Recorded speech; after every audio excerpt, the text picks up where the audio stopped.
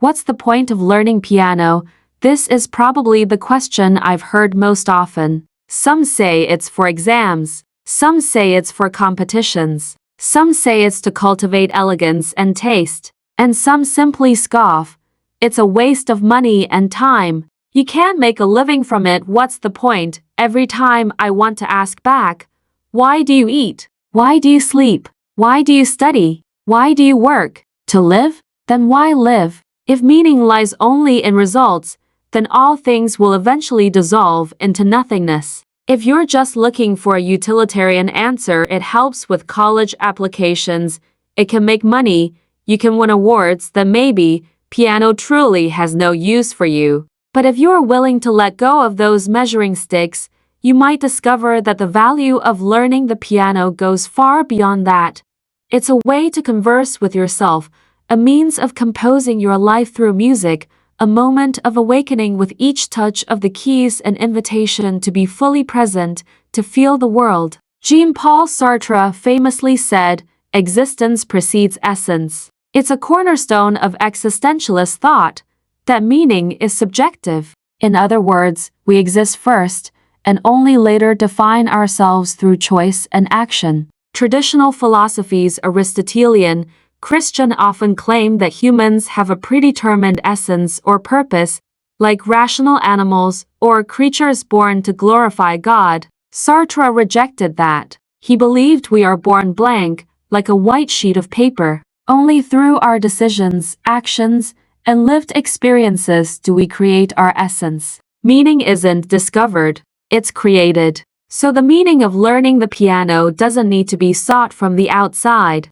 It's not up to others to decide whether it's useful. It depends entirely on how you understand and experience it. If you always look outward for meaning, Sartre would say you're acting in bad faith, blindly accepting imposed meanings, rather than freely choosing your own. Sartre also acknowledged that the world itself has no fixed meaning. There is no objective life goal or ultimate value. But still, why do we keep asking why? Why do we hunger for meaning? This leads us to the absurd philosophy of Albert Camus. Camus argued that humans naturally seek order, meaning, and permanence. We long to uncover the meaning of life or the laws of the universe, but the world is indifferent, meaningless.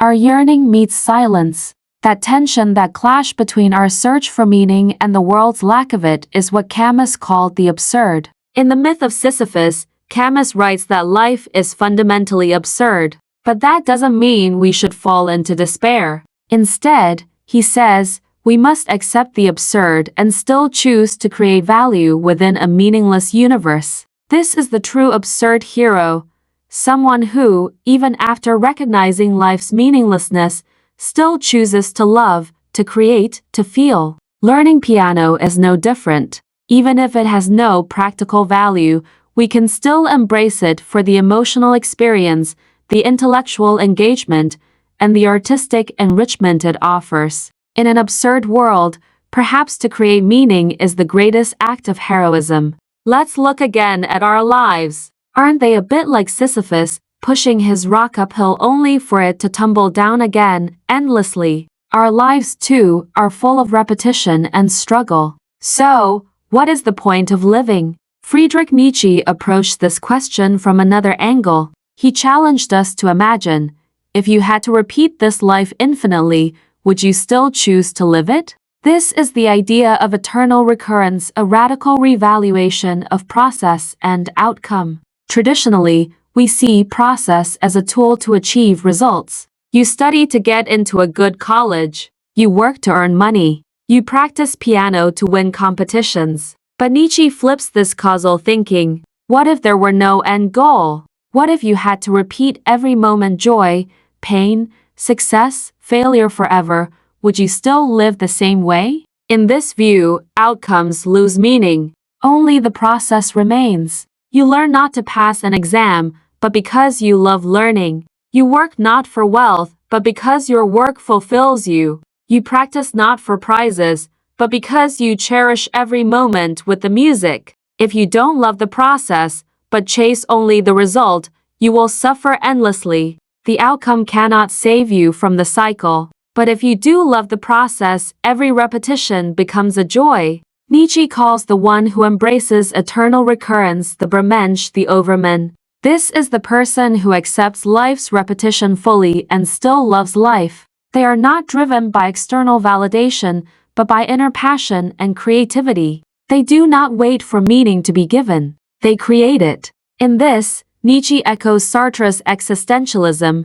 Meaning is not found. It is made. And it resonates with Zen Buddhism as well. Zen teaches that awakening happens only in the present. The past is gone, remembering it serves little purpose. The future is unknown, worrying about it is useless. Only the now truly exists. When students learn piano while obsessing over playing faster, passing exams, or winning awards, they turn their practice into anxiety, not joy. Zen wisdom invites us to stop treating piano as a means to an end. Instead, fully immerse yourself in the feel of each keystroke. Hear each vibration of a note, sense the rhythm of a phrase. In that moment, you already possess everything. As in the spirit of the Japanese tea ceremony, a single bowl of tea holds the entire world. When you play a piece with your whole being, the piano becomes your world. And in that moment, you are awake.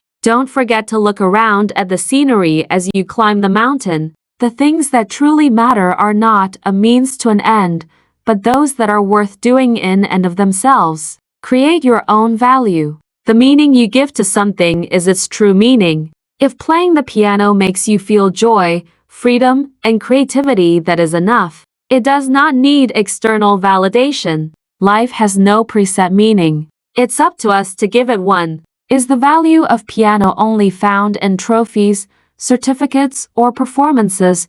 Over the past 2 decades, my students have shown me otherwise. Some don't care about competitions or spotlights. They simply love playing when no one is around, immersed in sound, as if exchanging a secret with the world that only they can hear. Some students love to share. They don't play for awards, but for friends, for strangers, even for their beloved dog, because they believe music needs no definition. It belongs to any heart that listens. One student in particular left a deep impression on me. She studied with me from elementary school through college. Her playing was pure and soulful, but she never chased prestige. For her, music was a diary of life. After enrolling at UC Berkeley, she continued playing. One year, her astronomy professor planned a stargazing expedition. Spots were limited. Most students competed with essays or recommendations. She chose another path. She composed a piano piece. In that piece, she wove the vastness of the cosmos, the mystery of the stars, and the fusion of Eastern and Western thought into every note. She succeeded. The professor was moved by her music and granted her the rare opportunity to join the journey beneath the stars. For her, the meaning of piano wasn't mastery or acclaim. It was inspiration. It was reflection. It was the bond between teacher and student. It was the joy of sharing music with the world. Perhaps that's what makes music so powerful. It's not just sound or technique. It's human connection. It's the voice of an individual soul. It's the act of creating, feeling, and loving, even after recognizing the absurdity of the world. To me, teaching piano is not just about passing on skills. It's about standing on the other side of time, watching my students grow, watching them tell their stories through music, and becoming part of their lives in a way that can never be undone. So what's the point of learning piano? Don't tell me it's only about output. Don't ask if it can land you a good job or more money. Don't measure it with awards or certificates. If music makes someone braver, freer, more loving, more alive, isn't that enough? True meaning arises when something touches you, belongs to you, shapes your life. If you look at piano only through a utilitarian lens, perhaps it really is meaningless to you. But don't assume it's meaningless in itself, because for countless others, it has enriched their lives, comforted their loneliness, guided their confusion, and liberated their passion. It has illuminated the darkest hoarse and etched joy into memory. The meaning of learning piano doesn't need to be defined. It belongs to those who hear it, feel it, and give it soul.